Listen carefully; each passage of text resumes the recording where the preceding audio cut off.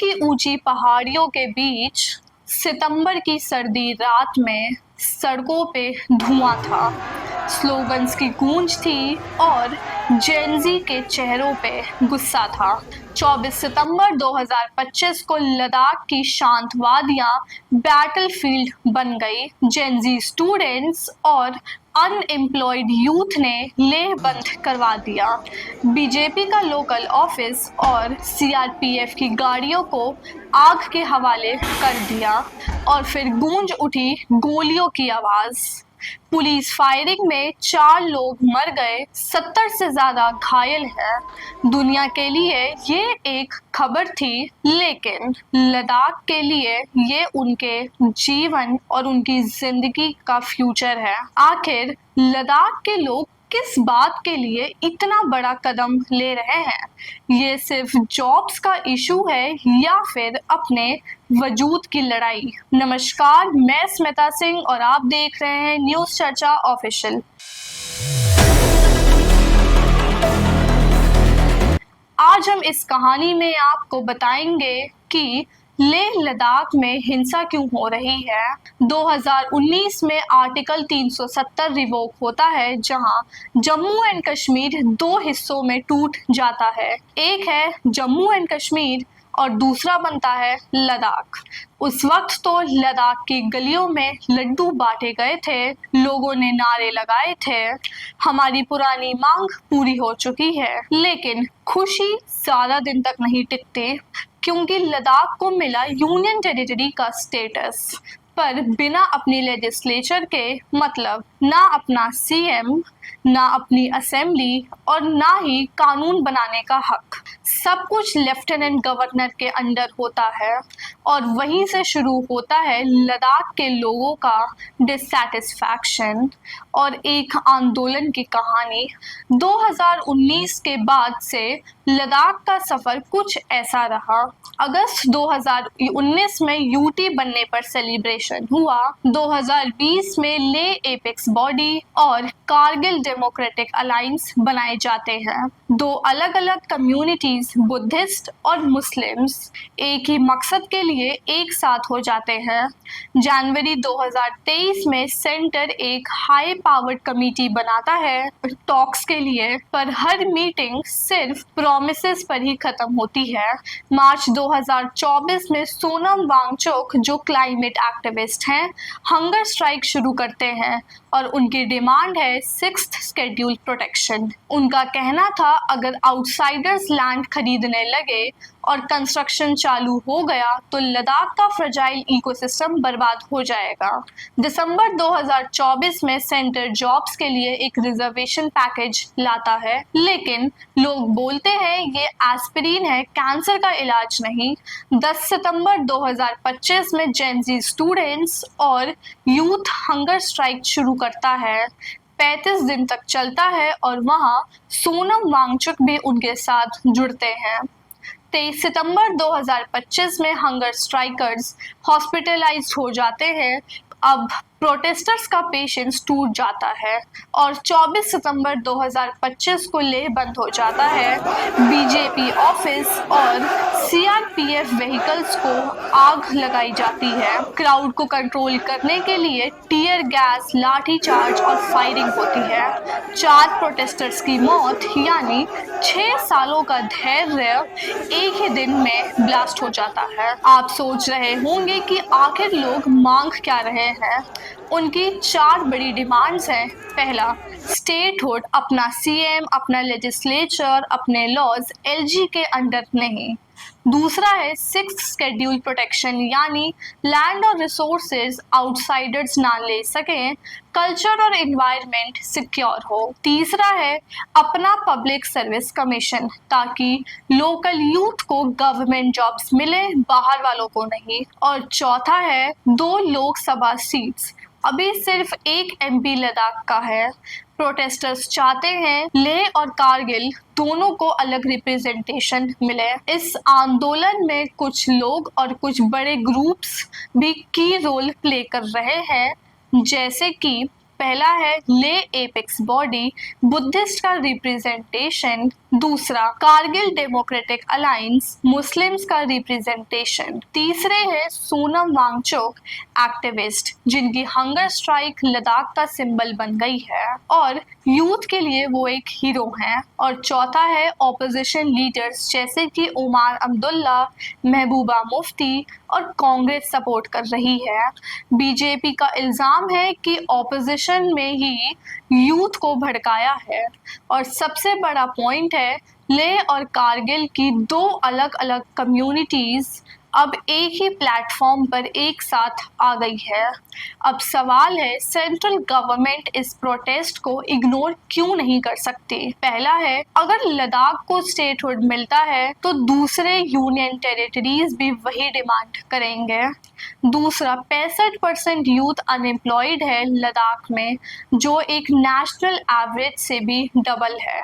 तीसरा बुद्धिस्ट और मुस्लिम्स एक साथ आ गए हैं, ये रेयर है और पावरफुल भी। चौथा लद्दाख के ग्लेशियर्स सिर्फ उनके नहीं हैं, पूरे नॉर्थ इंडिया का पानी का सोर्स है और उन्हें प्रोटेक्ट नहीं किया तो सबको नुकसान होगा। लद्दाख बॉर्डर्स पे है, एक तरफ चाइना एक तरफ पाकिस्तान। इंस्टेबिलिटी का मतलब होगा बॉर्डर पे डायरेक्ट रिस्क, यानी लद्दाख का प्रोटेस्ट एक लोकल इशू नहीं, एक नेशनल और एक इंटरनेशनल इम्पोर्टेंस का भी मैटर है। सरकार अभी डैमेज कंट्रोल मोड में है। सेक्शन 163 इम्पोज हुआ है, यानी गैदरिंग्स बैन हो रखी है, कल्चरल फेस्टिवल कैंसिल है और अगला राउंड ऑफ टॉक 6 अक्टूबर को फिक्स हुआ है दिल्ली में। पर अभी तक कोई क्लैरिटी नहीं है कि स्टेटहुड होगा या 6th शेड्यूल मिलेगा या नहीं।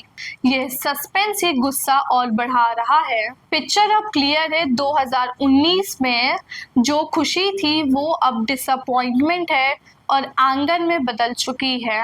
लद्दाख के लोग कह रहे हैं हमें सिर्फ जॉब्स नहीं, हमें अपना फ्यूचर अपने हाथों में चाहिए। सेंटर एक क्रॉस रोड पे है, या तो एम्पावर करे या कन्फ्रंटेशन और बढ़ाएगा।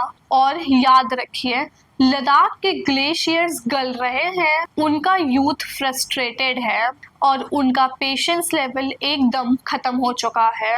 अगर इस बार भी इग्नोर हुआ तो कॉन्सिक्वेंसेस बहुत बड़े हो सकते हैं।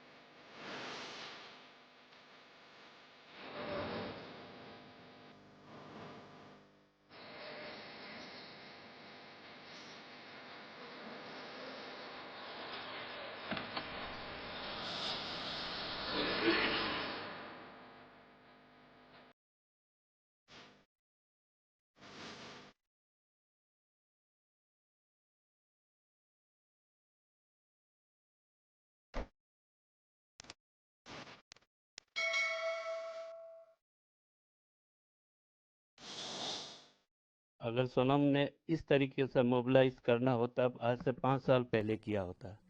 इतने 5 सालों में मेरे ख्याल में वो 5-6 बार भूख हड़ताल पे बैठे थे।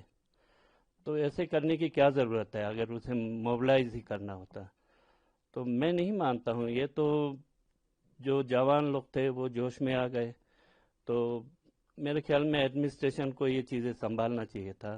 पहले से सोनम को तो अंदाज़ा था कि ऐसा ही होगा, लेकिन हमें हमें नहीं लगा कि वाकई ऐसा होगा, उनको अरेस्ट कर देंगे। तो अनफॉर्चुनेटली अगर उनको अरेस्ट कर लिया।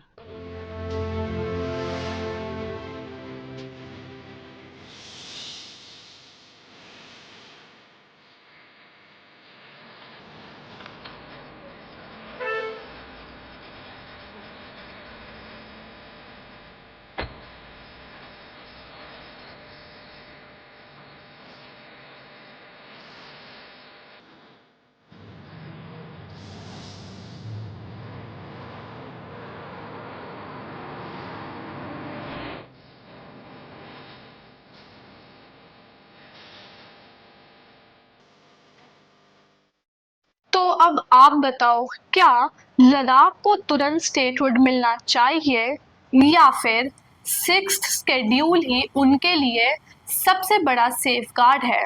अपनी राय कमेंट्स में लिखो और अगर पसंद आया हो तो लाइक, शेयर और सब्सक्राइब करना मत भूलिए। और आप देख रहे थे न्यूज़ चर्चा ऑफिशियल।